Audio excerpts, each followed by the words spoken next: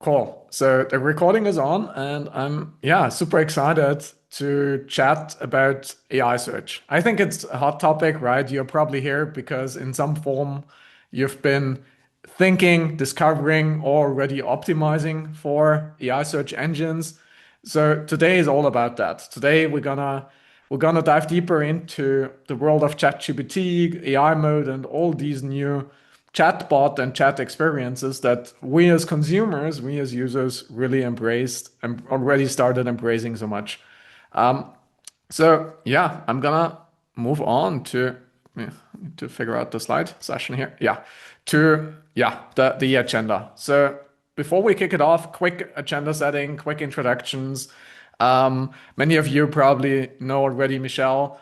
I'm super excited also to be here, sharing our lessons learned from our own AI search experience and experiments.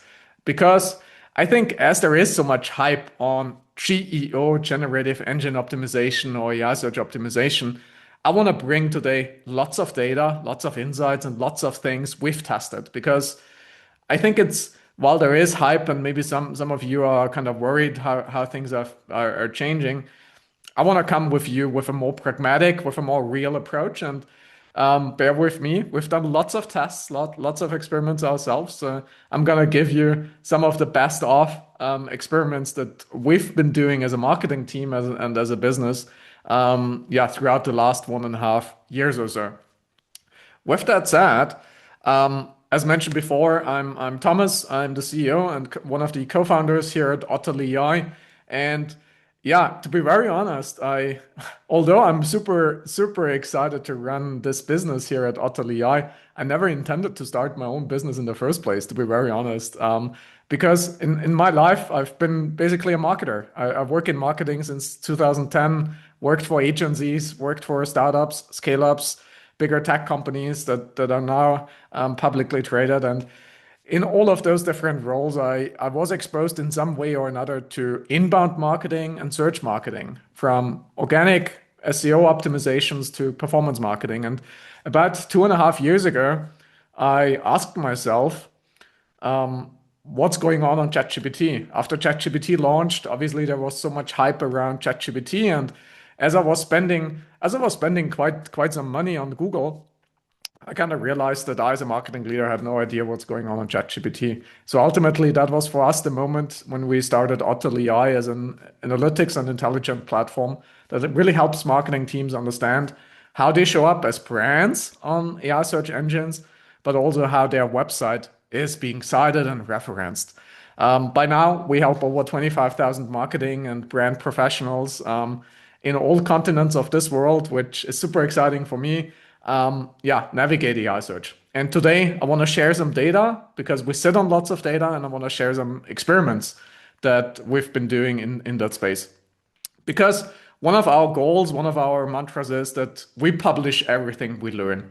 I think our marketing approach really is that we share what we know, and if we don't know something, we will tell you that we don't know it, I don't know it. So there's also a chat box in at the bottom. I know we have some Q&A at the end, but if you have a question, if you wonder about something, let us know, let Michelle know, let me know. We'd love to have a conversation about your questions.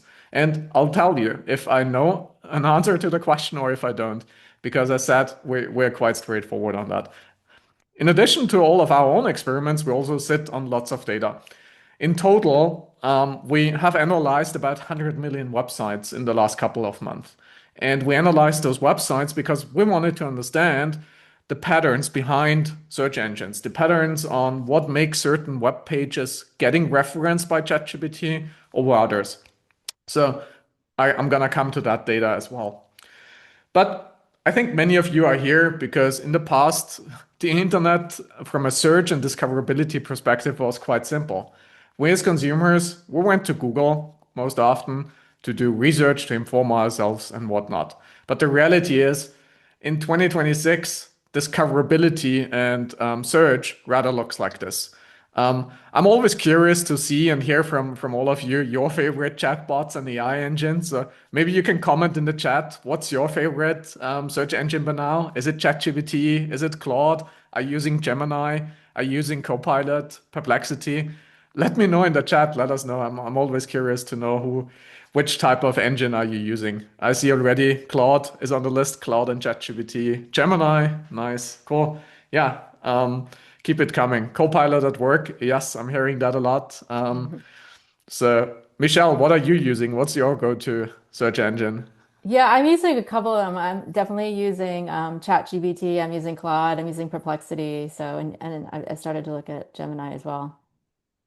Nice. So I think what I'm already hearing from the answers in the chat is it's no longer just one, right? It's a variety. And yes, Google is still there. I mean, with Gemini, with AI mode, and also with the so-called Google AI reviews, Google no longer is just one search interface, right? Google has I would say at least 3 to 4 different search engines by now, which also makes it maybe a bit more complicated when it comes to the optimization piece. But yeah, ultimately, we're gonna use a variety as consumers. And if we look at consumer statistics, right? I mean, we can't neglect how big Google still is, right? I'm not here to predict how that's gonna change over the next few weeks. I mean, it's currently crazy how Claude is picking up. It was crazy how Gemini was picking up a few months ago, and so I think that it's not a winner takes all market by any means for now, and we're gonna see over the next few weeks and months to come how user behavior is changing. But with that said, it's becoming more fragmented, right? And we as brands, we as marketers, we have to ask ourselves on which of those channels we wanna play in. Similar, I think it's the whole trend, the whole AI search thing is more comparable to social media many years ago. And when Facebook came around, and then Instagram and TikTok, I think the first question was always, do we need a Facebook page? And I think similarly now we're asking ourselves, do we need to be on ChatGPT? Do we want to be visible on ChatGPT? So ultimately, I think that's the question. But I think what's also exciting and what Michelle and myself we chat a lot about is AI search per se is not only about SEO, right? It's no longer just a pure search engine optimization game. Because when you look at some data points, you're gonna see that a lot of those website citations do come from what I would call third-party websites, such as media, such as blogs, such as YouTube, community sites. Ultimately, I think brand building in terms of AI search matters so much more than just pure link building as we used to do from an SEO perspective. But the reality also is that depending on the industry, depending on the country you look at, only a certain number, and the average number is about 50% of website references, do come from websites that are not even in the top 10 Google rankings. So that also paints a picture that it's not only about SEO. And ultimately, yes, we might be getting less clicks from AI search engines because the reality is click-through rates are not really there on ChatGPT interface. While that is the case, we also see higher conversion rates still when people end up ultimately on our website. So although people might inform themselves, might entertain themselves in a dedicated chat window with ChatGPT, Claude, and whatnot, ultimately when they end up on our website, they have a much higher conversion rate than all the other channel, which obviously makes it super interesting from a business ROI perspective. So when we do that, I think every business has to acknowledge that AI search per se is not just an SEO game. It's not just a brand game. I think it's an overall go-to-market play. And hence, it requires lots of cross-team collaboration across all the different teams. And I think this is already one challenge that we're seeing in many organizations and businesses out there, that the big question is, well, who is actually driving forward our AI search strategy? Is it SEO? Is it brand? Is it content? It's everybody, right? It's all of those teams and organizations. So let me give you some first numbers and data points. And I will ask yourself to look up the data points for your own website and for your own business. But what we are seeing and hearing from many marketing teams and organizations is that when you look at your total website traffic, most often the referral traffic that comes from ChatGPT and these new AI search engines is about 1%. So it's a super small fraction. It's 1%. In some examples, it's 2%. Sometimes it's a bit lower than that. So when we look at web analytics, the reality is it's a rather small fraction of our total website traffic. But if you work in B2B, for example, I'm seeing statistics like these. When you ask your prospects and customers directly where they heard about you for the first time, it's in the range of 10%. It's suddenly two-digit percentage points. And tip number one, if you're not asking your prospects on your lead generation forms or on other surveys where they heard about you, you might be missing that crucial information. If you're working B2B, I do encourage everybody to ask your prospects, to ask your customers where they heard about you. And I'll promise and I'll bet with you that the number of mentions on AI search will be much higher than in your web analytics. I can give you a third data point.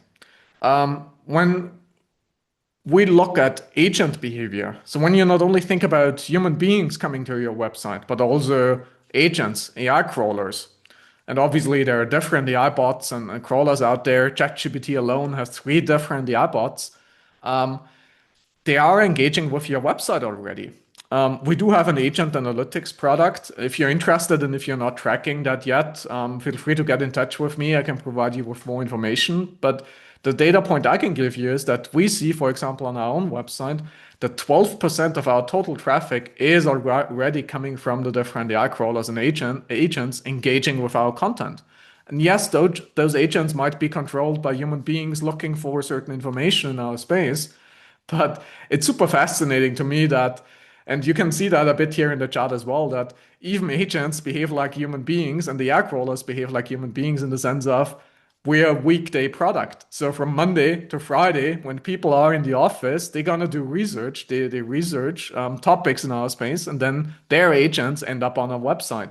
Saturday, Sunday, not so much because people are at home. People do their other things, right? So anyway, tip number 2, please start tracking how AI crawlers and agents are engaging with your website and your website content, because the reality is the way we need to measure success for those activities has already changed. It's no longer just about how many clicks, how many impressions are we getting on those platforms. It's much more on the one hand side a brand play. Are we showing up as a brand? And second and foremost, how are agents engaging with our website content and how are they referencing it? So I want to dive deeper now into a couple of experiments that we've done ourselves in the last couple of months and where I can show you some learnings and insights and also some recommendations. The methodology is quite simple. We usually form a hypothesis. We ask ourselves, what are certain playbooks, what are certain tactics we can test, we can run in order to optimize our own AI search visibility. For us, ultimately, the goal is we want to show up as a brand when people look for the best analytics products in our space.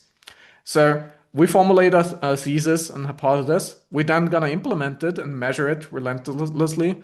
And last but not least, we're going to share our findings if it worked or if it doesn't work. So the first thing I wanna provide some insights on is I think a topic that has been going through LinkedIn and the internet for a while, which is this so-called LLMS.txt thing. What is the LLMS.txt file? It is kind of a proposal. It is a proposed standard that basically acts similarly like the robots.txt file. So if you have a robots.txt file on your website, you can basically decide which crawlers have access to which type of content on your website. It's the same proposal for AI crawlers. But keep in mind, it's just a proposal. So it's not a standard yet, and it's not something that has been widely accepted by the different platforms, such as OpenAI, Claude, and so on. But ultimately, the goal is, or the idea behind an LLMS.txt file is that it's a really important tool that hopefully helps us increase our own website visibility. So we implemented this LLMS.txt file on our own website. We linked it on our website and we measured it because we wanted to understand, does the implementation of an LLMs.txt file help us by any means? The short answer is no, it didn't. No, it doesn't. The longer answer is only 0.1% of AI bots accessed this LLMs.txt file. So the file itself, the page itself, performed 3 times worse than all the other pages on our website. And most importantly, we did not see any positive correlation between us having an LLMs.txt file on our website and any increased AI crawler activity or visibility increase. So if someone in your organization, if someone is recommending you to implement an LLMs.txt file, don't do it. It's not helping you. It's nice to have. It doesn't hurt you, but it also won't help you. Hey, Thomas, Yeah. just while you're on this topic, there's a question in the chat. I know we'll do a lot of the questions later, but can you explain exactly what an AI crawler is? How do they work? And is there anything we should be aware of related to them? So that might be good just to answer now while you're on this topic here. Yeah, absolutely. Thanks for pointing that out, Michelle. So AI crawlers are basically the crawlers. It's the technology from OpenAI, from Anthropic, Claude, that basically those crawlers crawl the internet. So similarly, as Google has different crawlers, this technology that crawls our websites in order to fetch it, in order to index it. So basically, Google can rank the different websites in the Google search engine results pages. These AI platforms have something similarly. They have also crawlers that crawl the internet, that crawl our web pages to look for relevant content when a user is searching for something. So if I'm looking for the best running shoes on ChatGPT, for example, ChatGPT will trigger a so-called search bot that goes onto the internet and looks for relevant running shoes products in order. So ChatGPT basically is able to answer that question that I exposed in on ChatGPT. So that's in a simplistic way what an AI crawler is. And ultimately, our goal as website providers, as brands, is that most often we want to make sure that AI crawlers can access first and foremost our own website and our content. So we get the chance of being cited and referenced by ChatGPT, by Claude, and these AI search engines. So that's in a nutshell what an AI crawler is. But if you want to know more, happy to have a follow up on that as well. So let's move on. There are a couple of more hopefully interesting experiments and learnings. The next one was super interesting for me personally because I'm a content marketer by heart. I work in marketing, and content marketing is one big part, or has always been a big part in my roles. So we did the following thing. We wanted to understand if both Google as well as AI search engines do also rank AI generated content. Because I mean, we all do it, right? We can't neglect that we go to Claude, we go to ChatGPT in order for us to generate email copy, website copy, whatever it is, right? So we created different so-called solution product pages for our own website. You can see here the two landing page variations. Both are targeted towards agencies. One landing page was created by our own team, our marketing team. The second landing page was created with the help of a little landing page creator. This is a little free tool. It's totally free. I can send you the link later on. You can test it yourself.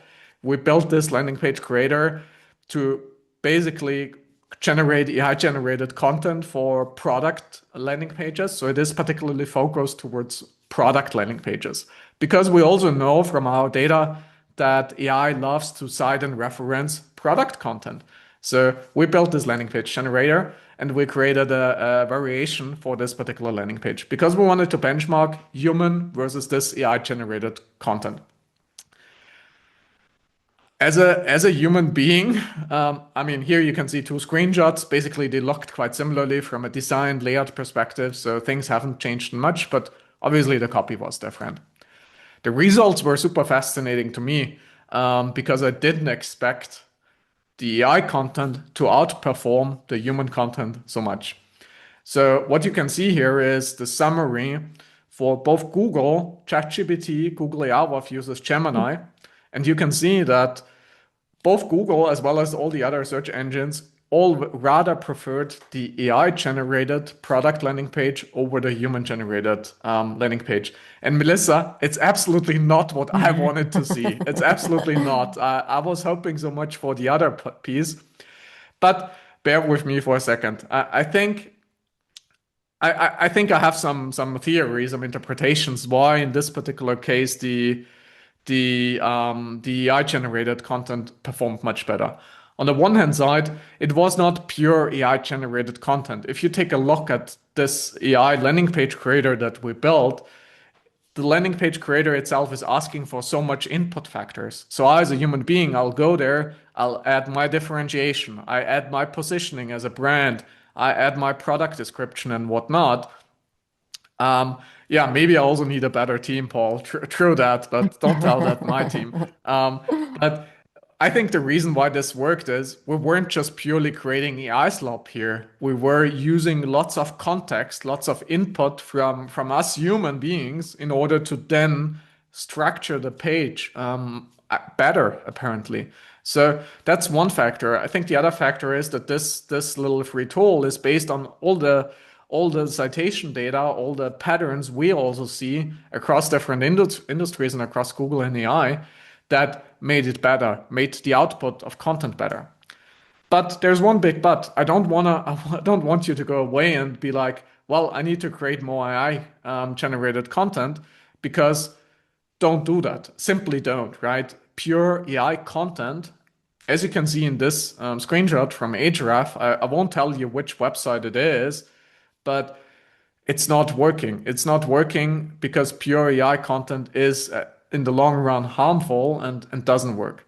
We created this with the help of AI, yes, for sure, but we added so much extra context to it that the output was just much better. So don't go away from this experiment and start creating AI content on scale. No, it won't work. And I've seen many websites where it didn't work. And yes, this was just a one test where we did this. We also did this for other product categories, other product landing pages, and the results were similarly. So I can also confirm that it wasn't just this one page or this just one example. We've seen it on other pages as well. But yeah, I think at least an interesting learning here and takeaway. Let's move on. YouTube. The YouTube study was a big one. It was a big one in the sense of we looked at over 100 million citations worldwide in a 30-day time window, not only in our industry, across all industries, across all countries. And the findings were super interesting because on the one hand side, we found out that YouTube is actually the second biggest social media channel cited across all the different search engines. You can see here on the right-hand side, only Reddit is bigger. Reddit.com was cited more often. But yeah, YouTube was the second biggest social media channel, which quite frankly was surprising to me as well, because just a few months ago, YouTube was literally invisible on ChatGPT. In total, about 5.5 million of all citations were social media citations, and about 1.8 million were coming from YouTube. So we went a bit deeper. The first question was, which different search engines cite YouTube more often? YouTube videos more often. And not too surprising, I think, obviously, Google AI Overviews and Google AI Mode, it seems to love YouTube. I mean, it's part of the same business, so not really too surprising, right? That Alphabet loves to cite their own websites and platforms. What's still, though, super interesting is that Gemini, not so much. So hardly any YouTube videos on Gemini compared to Google's AI Mode and the Overview, quite a big difference. Perplexity, it is rumored that Perplexity is using the Google index a lot. So Perplexity also, we saw a big share of YouTube citations on Perplexity there as well. ChatGPT is growing, 4.4% sounds not like a lot. But as mentioned before, in December last year, December 2025, it was basically zero or close to 0% on ChatGPT, and it's still growing. So when we look at YouTube, the next question was, do we see any correlation to engagement metrics on YouTube? Do bigger accounts get cited and referenced more often? Do videos with high engagement get cited more often? The short summary is that popularity metrics don't matter for AI search. You can check out the full study. It's linked on our website. You can see here all the different data points we looked at. But there is no correlation between likes, between view counts, between channel subscribers, channel view counts, etc., towards if those videos are getting cited or whatnot.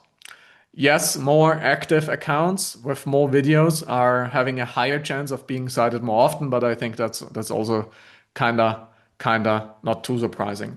For the full deep dive, and there is much more, I'll link to the blog where you can see the full study. But I found it super fascinating that those popularity metrics don't really matter for getting a chance of being cited by the different AI search engines. Next one. I'm trying to move fast, looking also at time, so we have enough time for Q&A, so bear with me. Schema markup. For all of you who work on your own website, who work in SEO, schema markup is not a new thing, right? Schema markup has been around for many years. It's a proven tactic for search engine optimization. Basically, schema markups are certain snippets that you put in your website code so you can categorize and structure your content. So think about an author bio or like a person's name, first name, last name. That's a schema markup.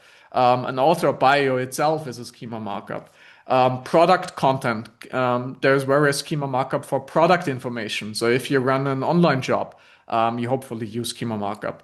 So we wanted to find out if those schema markups do also help for us, in our case, for our own website, being cited on ChatGPT and DCI search engines more often. So we implemented schema markup in December last year on, I believe, over 2,000 pages. And we then monitored it for a couple of months to see if our website sees any difference in citations, any difference in the visibility on the different search engines. Here's the results. You can see here on the screenshot, I know it's rather little, that as just said, we implemented schema markup in December, and then it started showing some first impact in January on Google AI overviews. So we started seeing more citations for those pages on Google AI overviews.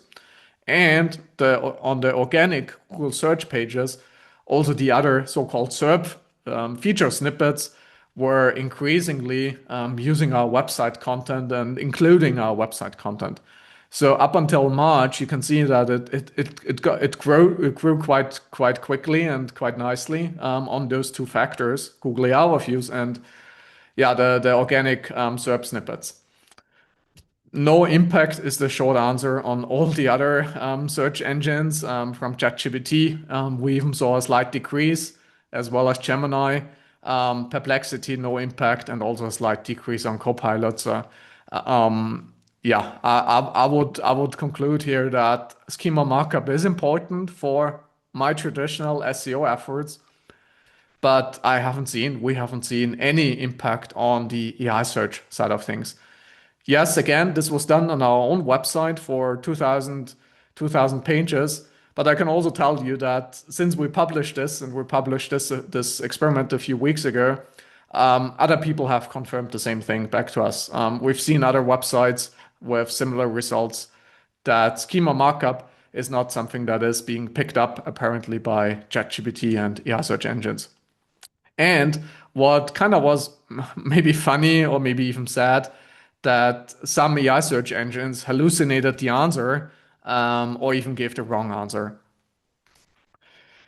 Let's move on. Let's talk about Wikipedia quickly. I think Wikipedia is one of those. Oh, sorry, just clicked the mute button.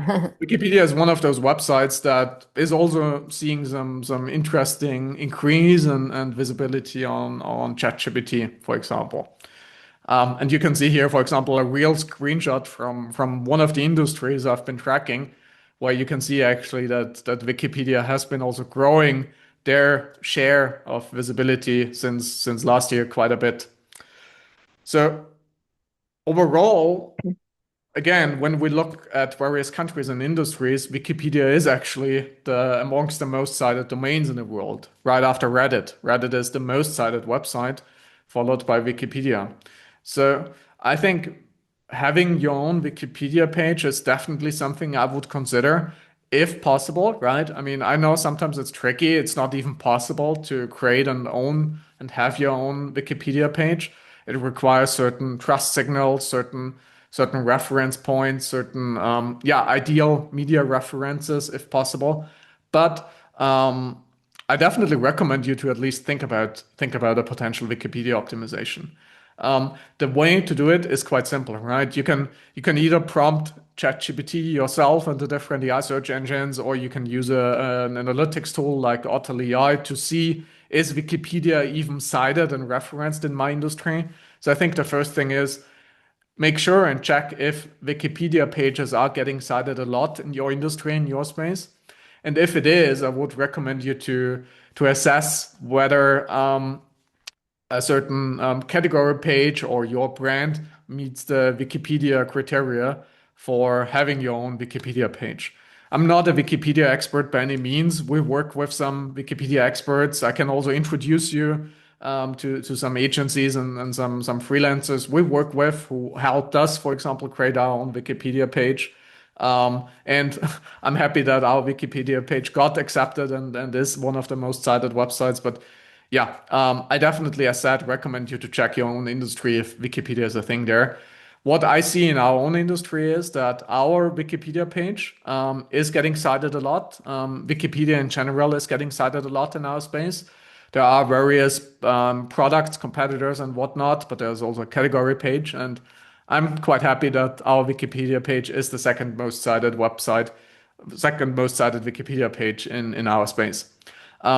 What's super interesting though is that I'm not sure if that's a temporary bug or not, but ChatGPT is even citing and referencing Wikipedia pages that got declined and that are in draft mode right now. So even if you create a Wikipedia page, and your Wikipedia page gets declined by Wikipedia because it's not meeting its standards, you could potentially see some impact for your own visibility there because ChatGPT is referencing even those declined and drafted Wikipedia pages. Again, I won't bet my money on it that OpenAI is keeping it this way. So maybe this is a temporary bug or just something temporarily, but yeah, just saying.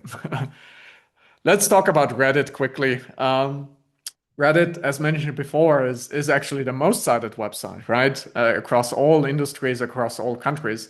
So again, having a community strategy, having a Reddit strategy is something that could be worth going after. And again, quite simple, right? The first thing we need to do is we need to check if Reddit is even a thing in our own industry, if it is getting picked up and cited.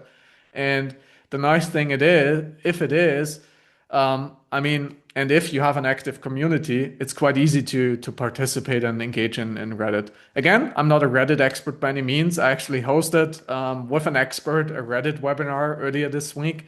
If you want to see the full Reddit strategy for marketers and brands, send me an email. I can send you the full recording and slide deck there as well. But the long story short is, please don't spam Reddit with spammy comments. Redditors are very careful. Is Reddit used in China? I'm not sure if Reddit is available in China, to be honest, but Reddit is basically available in most countries of the world. Again, I would bet my money that you'll see Reddit in Italy, France, Germany, Singapore, Japan, in different languages and industries. So Reddit is a thing, I think, in most of those industries. So again, you can go to ChatGPT yourself. You can query and prompt it some interesting questions. The nice thing, and again, I don't want to plug our tool too much. I just want to show you that when you use an analytics tool, the nice thing about having an analytics tool in place is that it's not only doing that fully automatically, but it's also telling you if you're already part of the conversation. So what you can see in the screenshot here is I'm tracking a couple of running shoe related search queries where there are lots of Reddit threads. And it's already telling me if my brand, like Adidas, for example, is already mentioned on the respective Reddit threads, or if my competitors are mentioned there. And this is a really nice and quick way to build a gap list for you to yeah, potentially engage in those Reddit threads if you're already not active there. Looking at time, I'm gonna skip a bit ahead because I also wanna give Michelle some room to share her earned media learnings with us. Yeah, thanks so much, Thomas. This is really great. I'm going to just spend a few minutes on earned media. So earned media is obviously the publication, third-party publications that Thomas mentioned earlier. This really stood out to me. I mean, obviously, earned media has always been about improving your brand visibility, but it's becoming even more important with the mass adoption of public LLMs, replacing traditional search. And this Gartner study says that but even by next year, that this is going to drive a 2x increase in PR and earned media budgets, which is great for us communicators because we're the ones developing the narratives and the relationships with the reporters to get in these third-party publications. And when it comes to like AI searching, what's recent, like what is X company's stance on some whatever topic, whether it's sustainability or something else, almost half of those are coming from news publications. So just reinforcing the need for a really solid earned media strategy. So you go to the next slide. Thanks, Thomas. So, I run a PR marketing agency. We did this recent funding announcement. Also, this company is an AI note taker. They also launched a new agent. And so they got coverage across many publications, including TechCrunch. But what stood out, and this is what I found out through the Otterly tool, is the top media citation was coming from this Tech Target. It's No Jitter is part of Tech Target, and they're part of the larger family group of Informa. And Informa publications, they have high quality, peer-reviewed, structured data, which LLMs love. So I was surprised by this, that this was a top media citation. And then just a side note is that how this company found Tanis was on ChatGPT, partly because some of the things that Thomas is talking about that we've been doing as well. So that's just sort of a side note, not necessarily related to earned media. So next slide. Um, so not just recent coverage gets cited. So I looked at, again, I was using the Otterly tool. I looked at like, what are these best lists, like listicles, the LLMs like these listicles, right? So I looked at this period in March, but you can see here, like very high caliber publications here, but there's some that are recent, but some go back to even 2024 and even 2022. So this is something to look at, these listicles. I will caution though, I've been seeing some studies that I think I saw a study that for Gemini, these top listicles have declined like 40% within just between February and March. And there's also these paid ones out there. I mean, I don't know. I get spammed all the time. Like, oh, you can be in the top agency. Like, you just pay me, X amount of dollars. So I would just be mindful of those because I don't know over time if they're going to be showing up as much. But that's why having a tool like Artly is really important to consistently monitor. So in each platform has a distinct citation ecosystem. There was a Muckrack study that shows Claude, cites different sources compared to ChatGPT and Gemini. They tend to use NPR, Yahoo Finance, CNN at least twice as often. What we're finding, I mean, obviously it's going to be relevant to your industry, but we work with a lot of tech companies, B2B companies. And interestingly, we see CRN kind of across all LLMs coming through.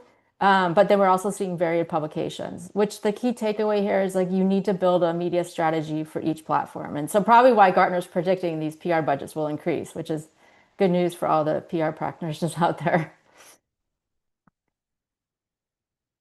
And then the other thing to look at is press releases. So like a few years back, those of you in PR, like everyone's saying, oh, we don't need to do so many press releases. We'll do more blogs. And blogs, of course, are super important too for AI visibility. But LLMs are looking for that content that's organized, easy, to chunk out and parse. Wherever you can put a statistic in the headline, do it because that tends to work and get cited. Really direct headline that states the news or insight, concise lead, attribute your facts and quotes and like clearly separated sections. And having an FAQ on your website will also help, but also linking to that into your press release. And one of the also the other reasons why LLMs like press releases, and I think more people are doing press releases, is because you can pick up in Yahoo Finance. Obviously, it depends on your distribution, but Yahoo Finance and AP and those are cited quite often. And then just overall kind of 5 tips that we found, right? So you need to like have your prompts like that are relevant to your business and industry. Build a citation matrix and do it against your competitors. And this is really like Thomas's Otterly tool is really helpful in this. You need to understand your goals and strategy, right? Because like I said, you might have to have a PR strategy for each engine. But the other thing is like sometimes, it's still important to do your traditional PR because it's meeting your customers and maybe they're not showing up yet, right? So you have to kind of balance what makes sense for your business. As I mentioned, like with the press releases, you have to craft your messages as structured like citation friendly nuggets. And really super important is that the LMs want to see this across multiple channels. So make sure your narrative is strong and you can see it in your earned media, but also on your social and on your website. They want to see consistency. Someone said the other day, like, you just have to get a lot of press everywhere, right? But as much as you can and have that consistency, you'll see better results. And then, of course, it's constantly changing. I saw something in the chat here, I think, asking about Thomas's experiments. Are you constantly doing these? And I think your answer is yes, because you have to constantly be monitoring this because things are going to continue to change. So that's just kind of a quick on earned media. Before I turn it back over to Thomas so that we have time for questions, just wanted to plug a couple upcoming IABC and partner events. These first couple ones are free, like today's so we've got, one on social media coming up with the California chapters. There's a job hunting one coming up. And then I think our partner may be on here with us with PRSA. They have a really interesting one on producing and marketing a podcast. And then we will be doing a paid mastermind AI sessions coming in May, June. So follow us on LinkedIn. You'll get you have our contact information from this. You'll start to see that, and we will probably be providing a discount for current members and new members. And then at the bottom here, I just put in some of our contact if you're interested in reaching out to anyone at IABC. And I also just wanted to thank Radhika Dutt because we had she did a great job and with the help of Kamna, our president, and really getting the word out about this webinar. So really appreciate that. So I'll turn it back over to you, Thomas. I know there's a bunch of Um, questions here that we should probably yeah. yeah, yeah. Amazing. Yeah, thanks so much, Michelle. I also have one quick or Yep. two quick takeaways or slides. I think one comment on PR and earned media. I've been in marketing for 16, 17 years, and to be honest, I think it was never better to be in PR as of today. Like yeah,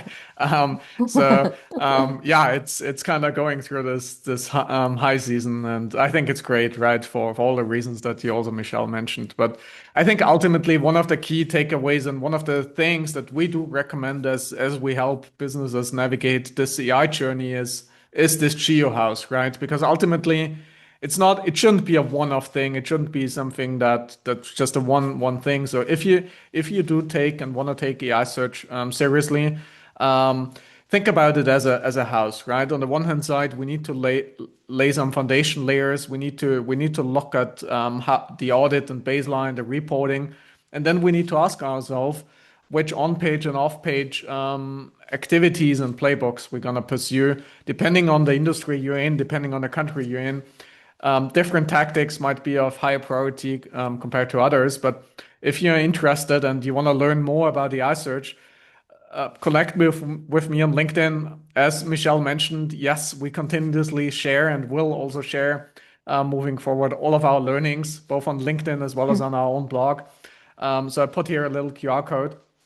And if you're interested in this whole topic and want to nerd out even more, we even have a public GEO experimentation sheet where you can see a spreadsheet and all our learnings are in this simple spreadsheet. So if you're interested in that, send me a little LinkedIn DM or an email, Thomas at Otterly, and I'll also send you that. But yeah, I also want to thank you, Michelle, and everybody for organizing this today. I think this was super fun, and I think we got many questions in the chat. So let's take a quick look at the chat. And I'll quickly scroll through it. Michelle, if something stands out, give us a shout out. But let me see. What was the first questions?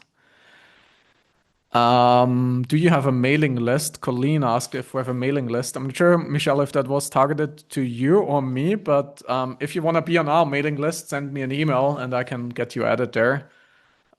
Michelle, do you have a mailing list? Yeah, we will be sending a follow-up from this, so you're on it if you want to be on it. And you can also follow us on LinkedIn and also Substack. We send out regular communications on Substack as well. Okay, nice. Cool. I think there was one question or comment around YouTube, which is super interesting and important. I heard you need to go into your YouTube profile and toggle it to allow your content be crawled by AI platforms. I found that to be true when I went into our settings. Super interesting comment. So I wanna dive quickly into it. Yes, if you have your own YouTube account, look for that setting. This particular setting, make sure that your YouTube videos can be used by Gemini.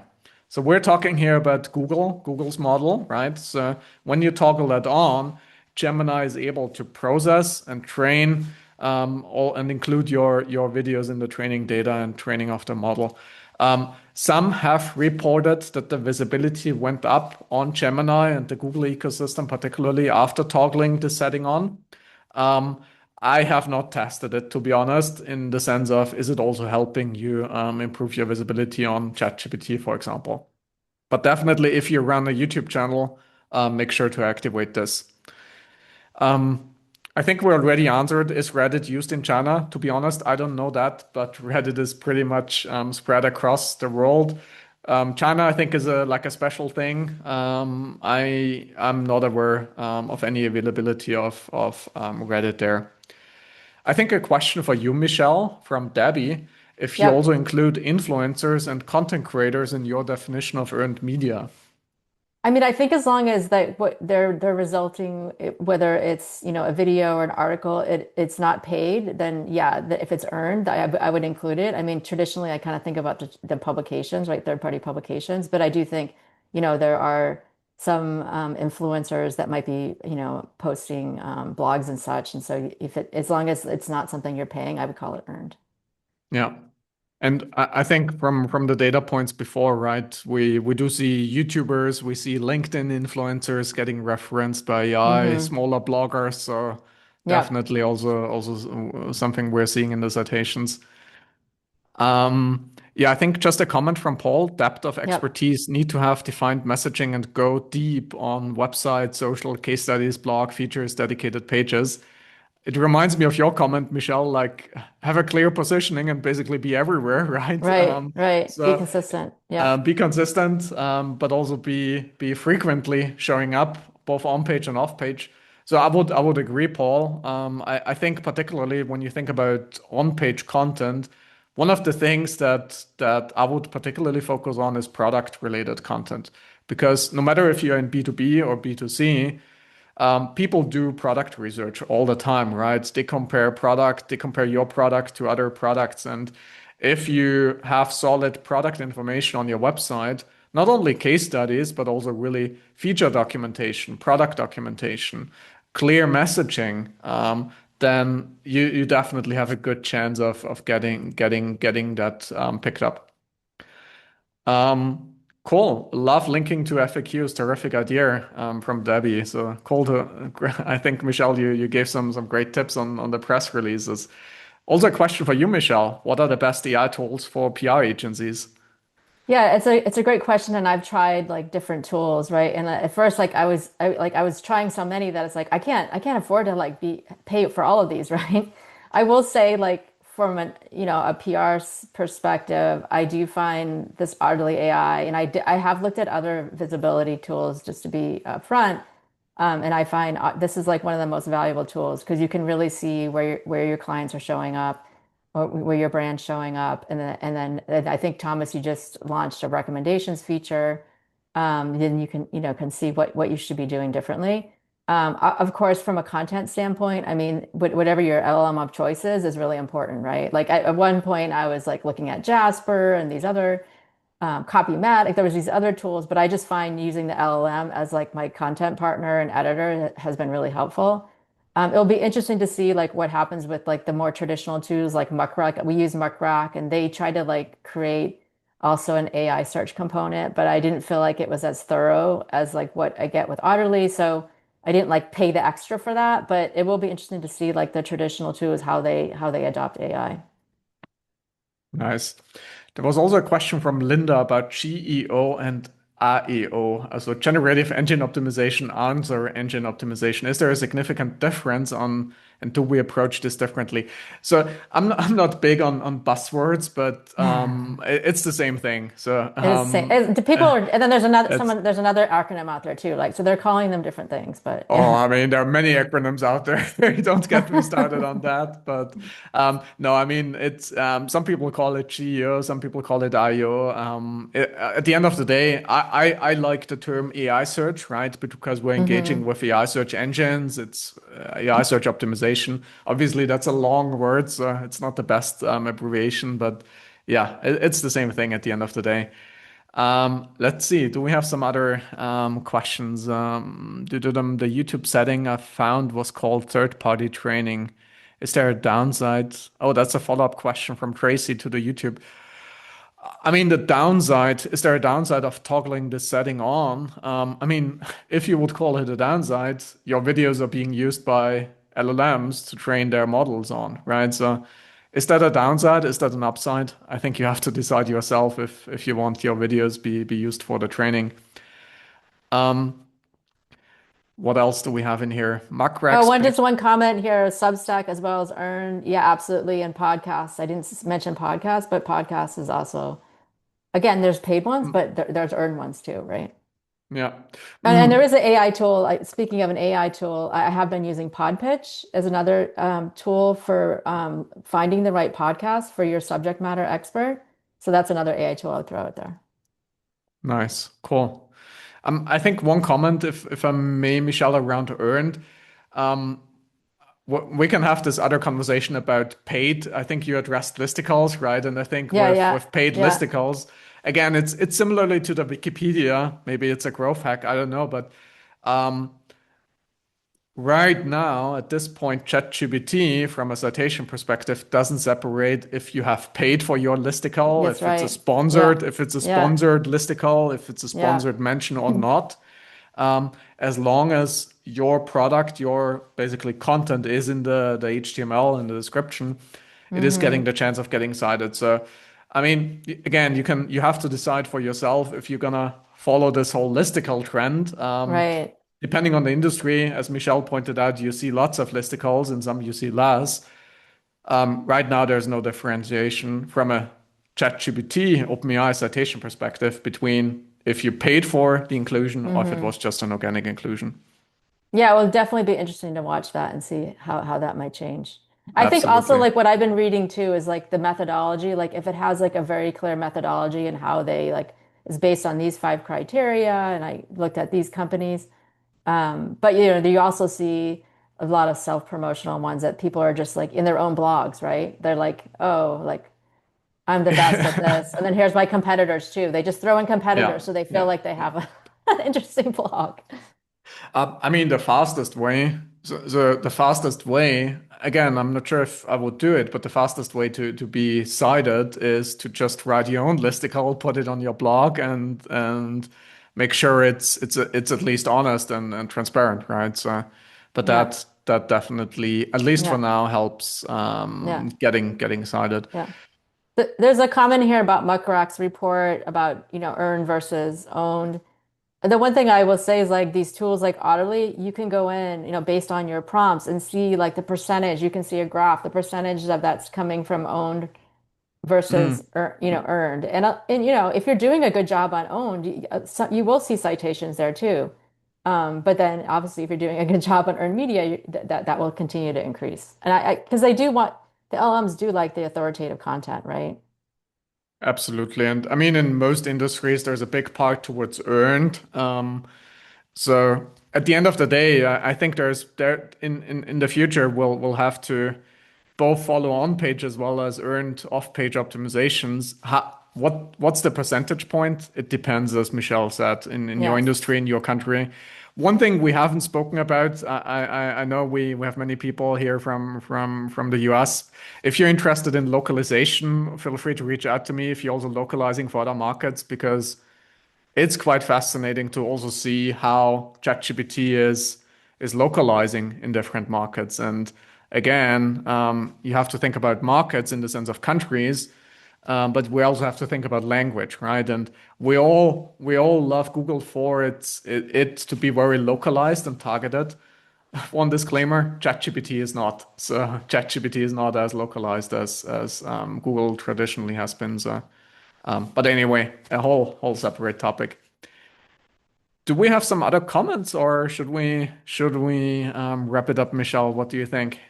I was just looking. I think it's probably a good time to wrap up, but maybe one last, if anyone has one last question.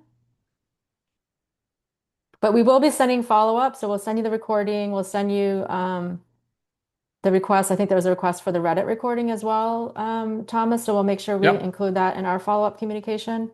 But yeah, really appreciate everyone joining and hope to see you on some future IABC events. And it's nice to see you there, Linda. Thank you. amazing. Yeah, also big thanks from my side. Thanks everybody for joining. I don't take it for granted that you take 60 minutes out of your busy calendars. So thanks for joining us. Looking forward to the next ones. Yeah, thanks a lot. Have a great weekend, everyone. Have a good one. Bye. Bye.